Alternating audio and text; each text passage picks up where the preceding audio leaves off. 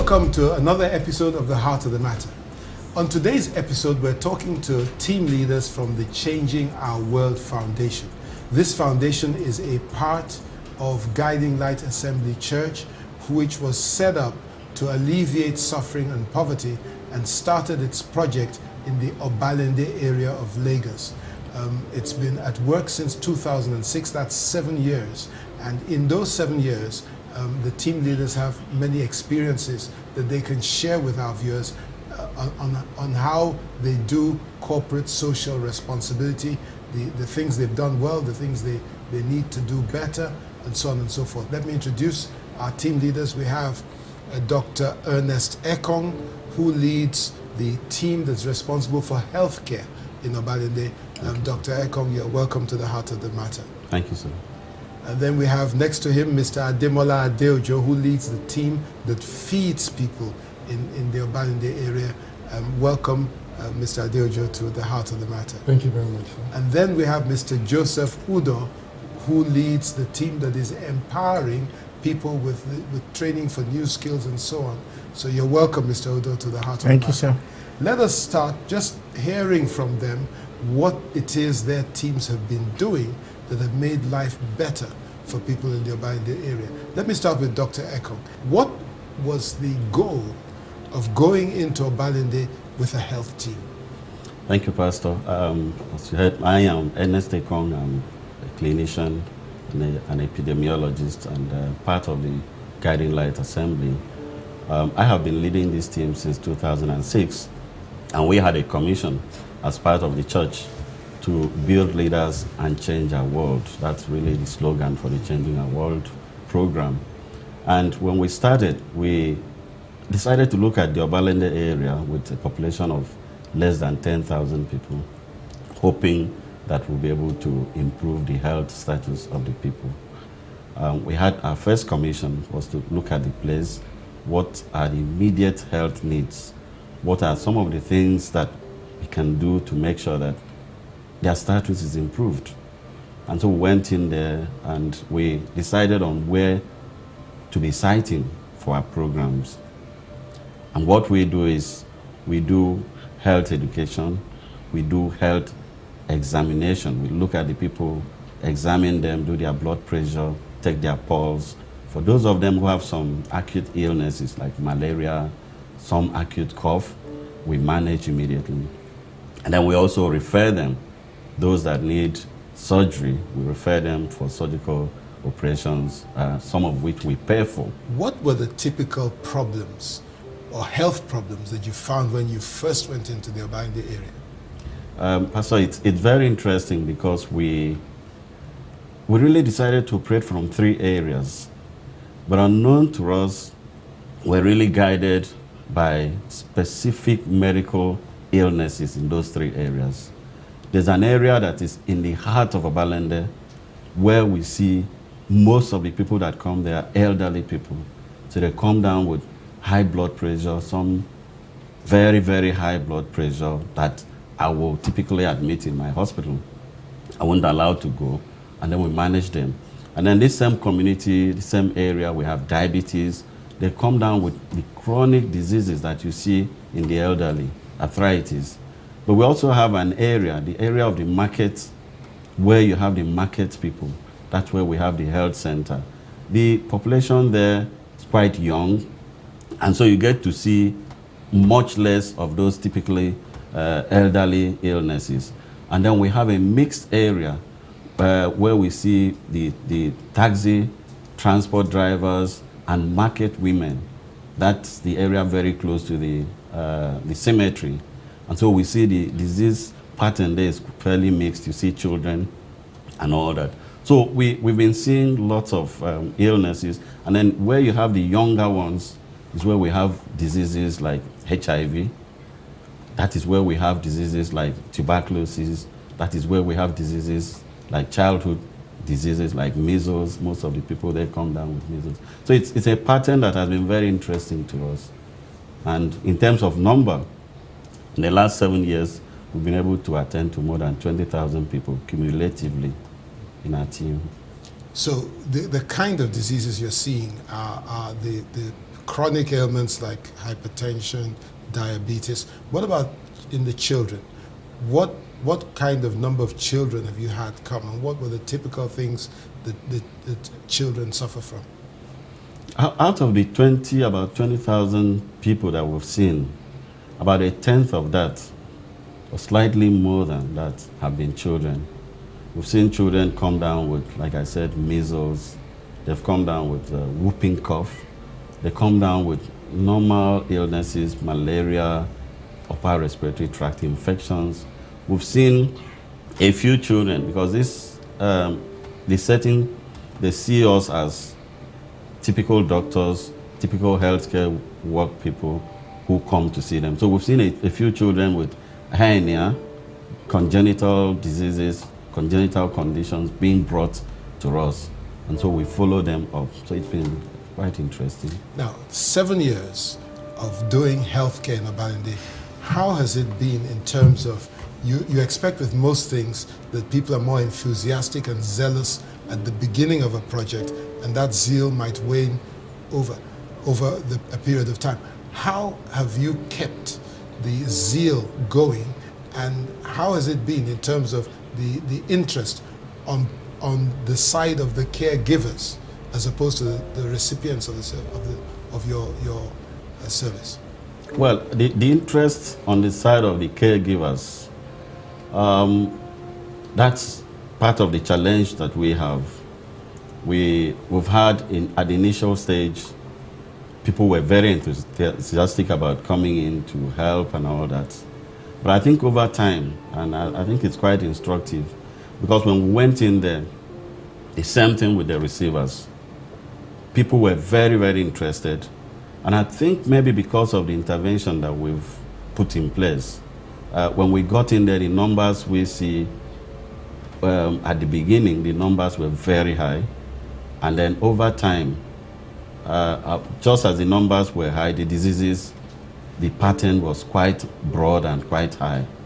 But over time, because of our intervention, diseases like hypertension, the number has reduced. We've been able to control the people. And so in controlling, we tend to stagger the appointments. And so that reduces the number of people that come with that specific disease per visit. The same thing with the healthcare workers' interest. The interest has a little bit reduced over time. But I think we are still seeing the same pattern of illnesses. Okay, now, how often do you actually go into Obalende to give healthcare to people, over the last 7 years? Okay, we try to do it every fortnight, that's every 2 weeks. But there are some conditions that warrant us to see them maybe after another week. And I know that a couple of times we've had to, because of the 3 locations, we've had to do 2 weeks together, back to back. And so that has been the pattern every fortnight in the last 7 years. And one key problem that we found out, which I think if you're going into an area you should be ready to first, is water. Water supply was a problem. And part of the first key things we did was to ensure that a borehole was sunk at the healthcare center, in addition to the one that our other team, the water unit, was sinking around the area. So you have to look at water supply. You have to first also find out how do they look at illnesses. And so we did lots of health education. So you have to educate the people. You have to also ensure that the people don't see you with some suspicion. As a matter of fact, when we started, it was very close to a political era. There was some political thing going on, elections and all that. And so we didn't want people to feel we were coming in because we were political. We also tried to ensure that at the initial stage, that people really don't see us as, oh, it's a church program. But they saw us as a program that identified their needs and decided to come to help them. So you have to look at all that. And then again, partnering with the community. We have some community leaders that back us every time they come to work with us. We also recognize some community healthcare workers, like the people at the healthcare centers, who have been working with us. And then if we have to go out anywhere, because these are the people they know, these are the ones that will go to try and mobilize them, tell them there's going to be an exercise and all that. So these are some of the things. And then since you know the disease pattern, then you'll be able to plan properly about what drugs, what investigations, what are the linkages, where are you going to be sending them to for surgery, where are you going to send them to other specialized examinations and needs. One last question, which is, you know, I know the answer, but I just want you to say it for the public to hear. Is there any charge attached to your service? No, we do not charge anything. We give the treatments free, the investigations free, the follow-up that we do to some specialized clinics, everything is done free. And I think that's just the key thing about this program. And the people are always looking forward to seeing us. And when they don't see us after 2 weeks, they call. The community leaders call. Doc, where are you people? So it's a free program. Thank you very much, Dr. Ekong, for this illumination. Viewers, we're going to come back after this short break. And when we do, we'll be talking to Mr. Ademola Adeojo on feeding people in Obalende. Stay tuned, we'll be back in a moment.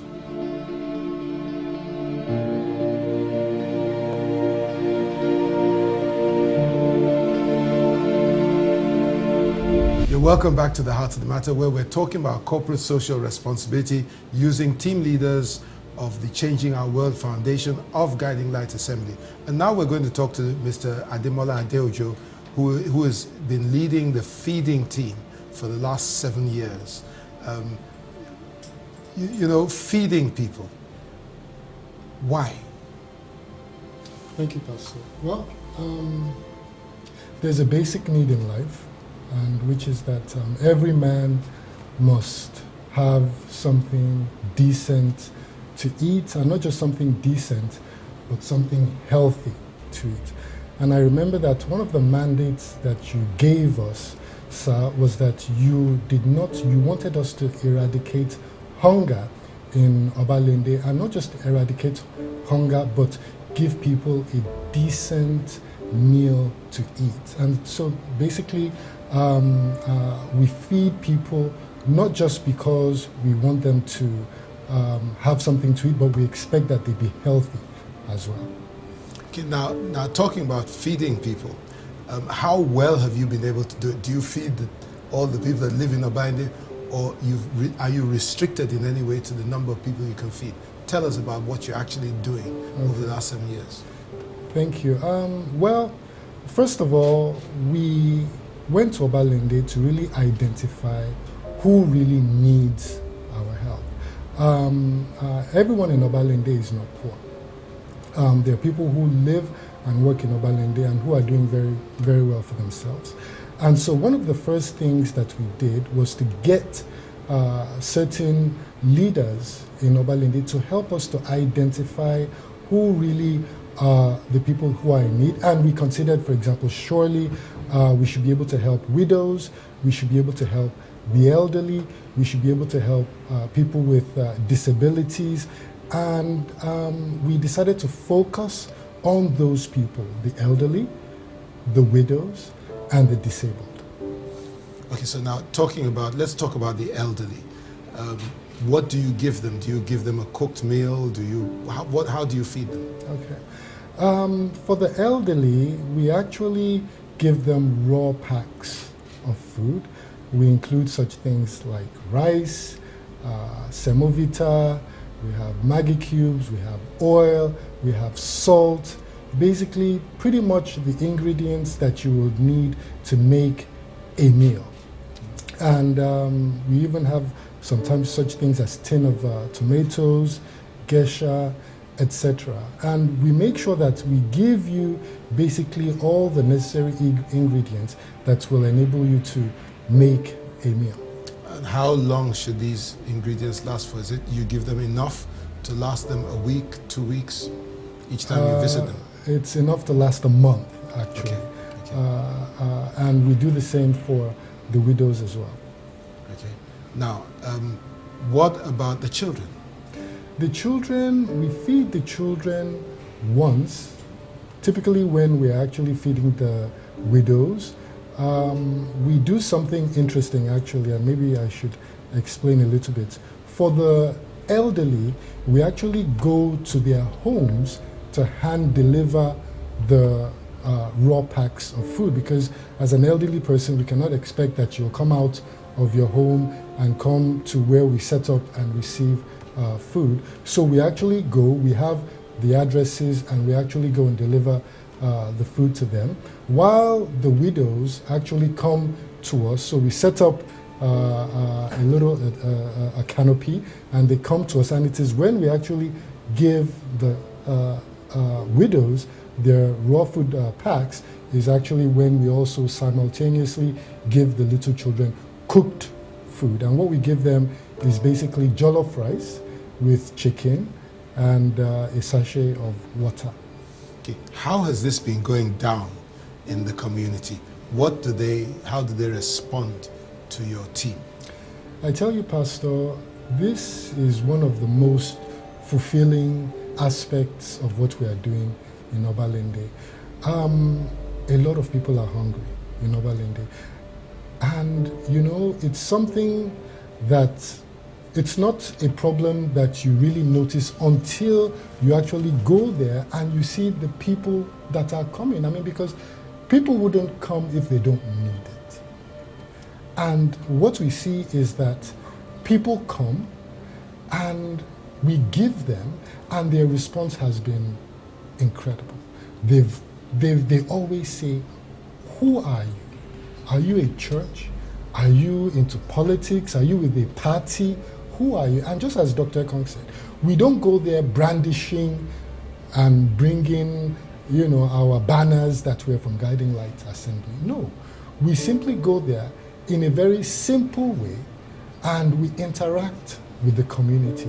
And from that sense of just caring about them, not because we have a secret agenda, not because we have something that we want them to do for us, their response has been one of from gratitude to even those saying, "Look, you know, whatever association you are with, we want to associate ourselves with you."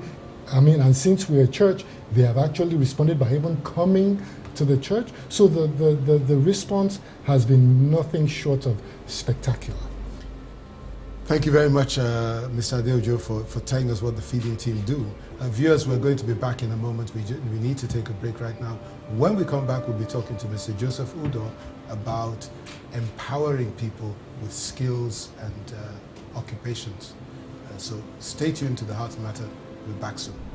The process of the training, they put us through how to lay pipe, how to install toilets, how to install wash hand basin, different type of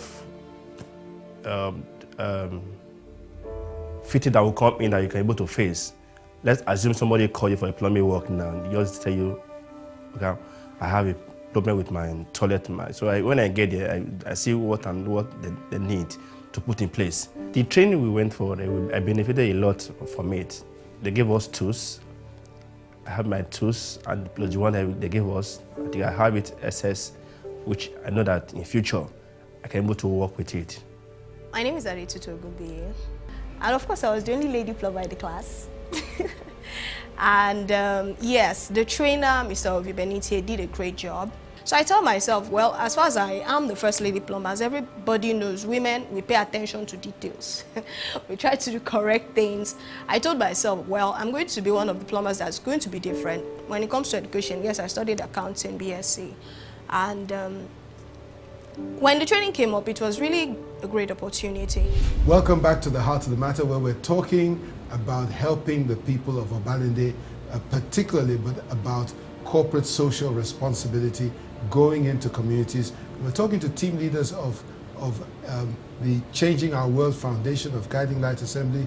Team leaders have dealt with healthcare, feeding, And now to Mr. Udo, who deals with the empowerment of people. Now, Mr. Udo, it is often said that if you want to help somebody, rather than giving him fish to eat, teach him how to catch a fish. What is it that you've been doing to help people develop or acquire skills that can make them able to earn their own income? Yeah, we've done quite a lot in the past few years.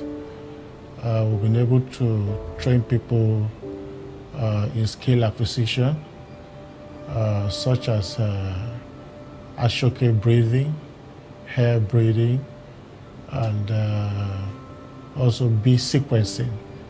These are the things that they can easily, after graduating, they can easily find something to do. So there's a lot of people out there that just don't have an income. Yes. And so the focus is to teach them how to do something that doesn't need a shop or an office. Sure. They can do from their home or go to somebody's home to do for them. Plumbing. Yes. What brought that about? Why train people in plumbing? Well, we find that it is a viable skill that can easily help people to find jobs. There are so many plumbing needs in Nigeria, and because of that, we felt the need to train people in the area of plumbing. And after the training, we also equip them with the necessary tools that they are going to need to start up their work, which we have done in the past few years. Tell us a little bit about the plumbing training. Okay. How long did you take in training? It took us about over 3 months to train these people. In fact, the most interesting thing about that is that we have a lady plumber now, who trained, and she is practicing now. She, yes. Okay. She. So we have a female plumber. Yes. Yes, she is practicing now. In fact, she is presently working on a site right now, after the training. Because after the training, we bought them all the necessary tools that is required for them to start up. Somebody told me a story once of a woman who sent all her children to school from the proceeds of selling akara by the roadside. Mm-hmm. But the children went to school, came back from school, and their mother was still selling akara the same way she sold it when she was sending them to school. And they, with an education, did not think to upgrade the way in which she was selling akara. Maybe you could have had better packaging, you could have branded it and done something to improve, upon it. What are we doing to make sure that people don't only acquire skills, their minds are open to manage their skills properly? In fact, during the training period, it wasn't just plumbing training given to them. There was some other, knowledge acquired, like what you just said, how to manage themselves, and also tactics in the business, and how to sustainability, not just to start something, but how they can do this for a long time. In fact, recently I interviewed someone who said he makes 20,000 naira a day. One of the men who trained in this skill acquisition. 20,000 naira a day from the plumbing. Plumbing. Yes. Wow. Yes, a day. And also I also know someone now. If I in guiding light, we don't need to invite plumber from outside again. He's the one that take care of the plumbing needs of guiding light assembly. So it has been quite successful. Great, well, wonderful. Now, time will not permit us to talk much more about this, but how has this fulfilled you in seeing people that were hopeless, and suddenly earning 20,000 a day? What if impact has that had on you? In fact, I saw a lot of hopeless and jobless youth out there, and when I started this, I feel fulfilled because I see young men who are now willing to use their hands to work. Instead of waiting for the white-collar job, they can now use their hand to work, at least to earn something for themselves. Mr. Adejo, one final word from you. Would you do it all over again, given the opportunity? Is it something that has really been a blessing to you? Thank you, Pastor. Basically, I highly esteem the opportunity that you gave me. Why? Because you connected me also to a purpose. And even though I know my purpose, but what I am doing is connected to it because it's an integral part of my purpose. And because I'm such a big believer in it, I will keep on doing this. I don't ever see myself quitting this because I believe in it. And when I believe in something, I never quit doing it. Thank you. And Dr. Ekong, would you do it all over again? How has this enriched your life, if I could use those words? I think it's been quite phenomenal. If I have a chance to do it again, I'll do it all over again. I have seen health education help a lot of people in the Obalende area. I have seen our medical attention to them take care of illnesses. I talked about hypertension a few minutes ago. Some that would have died maybe the next day, but how we were able to intervene and all that. I've seen people with huge hernia come up, and then we send for surgery, and then they will come back to the hospital, the clinics, or the examination centers after some weeks or months, jumping. And that gives us a lot of pleasure. And I think we feel quite special that we're given this opportunity to serve the area. So we'll do it all over again, Pastor. Well, gentlemen, thank you very much for giving time to tell our viewers about what you're doing in the area of corporate social responsibility. Viewers, it's been our pleasure bringing this program to you, and we hope to see you again next week when we're back with another episode of The Heart of the Matter. Until then, stay blessed.